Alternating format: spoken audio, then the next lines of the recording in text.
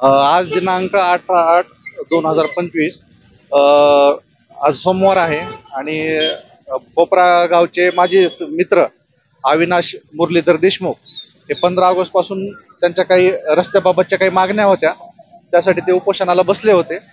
आणि आज प्रशासनाने आमचे OS साहेब असतील किंवा माझे सहकारी असतील तर आज येऊन आम्ही त्यांची विचारणा केली की बाबा म्हणजे तुमच्या काय अडचण आहे, तर त्याबद्दल आम्ही चर्चा केली.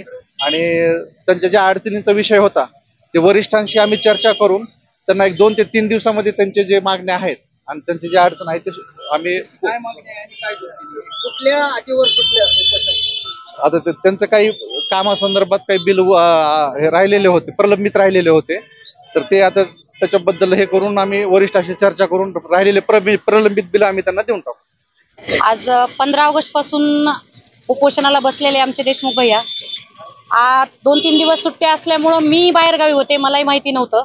आज ज्यावेळेस मला माहिती झालं ताबडतोब मी भैयाची भेट घ्यायला आले आणि जे काही त्यांच्या मागण्या आहेत तर त्या मागण्या प्रशासनानेही आम्हाला सहकार्य केलं आणि आमच्या मागण्यावर ते होकारही दिलाय. त्यांनी आम्हाला गुरुवार दिलेला आहे, तर गुरुवारपर्यंत भैयाच्या मागण्या पूर्ण होत्याल अशी त्यांनी आम्हाला ग्वाही जी दिलेली आहे. तर ते गुरुवारी जर नाही झाल्या तर शुक्रवारी पंचायत समितीला कुलूप टाकन असा हा शब्द मी त्यांना इशाराही दिलेला आहे. त्याचं कारण असं आहे की अनेक तक्रारी आलेल्या आहेत पंचायत समितीच्या बाबतीमध्ये, तर त्या तक्रारीचे सुद्धा पुन्हा त्या अनुषंगाने बाकीचे कामं सुद्धा हातात घेऊन आम्ही पंचायत समिती बंद करण्याचा इशारा त्या ह्याच माध्यमातून दिलेला आहे, म्हणजे पवार साहेबांच्या समोरच.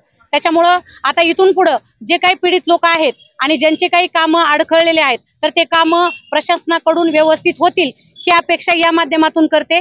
जर नाही झालं तर ती आक्रमक भूमिका घेण्याचा इशाराही ह्या माध्यमातूनच दिलेला आहे. आमचे मित्र देशमुख भैया हे 15 ऑगस्ट पासून आमरण उपोषणाला बसले होते.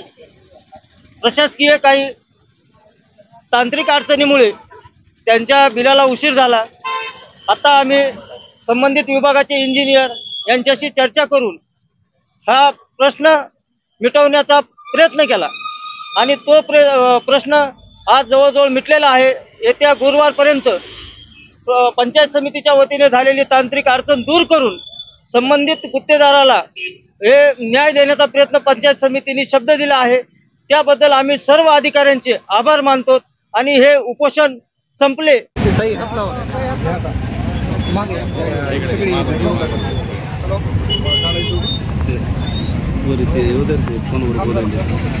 ओके.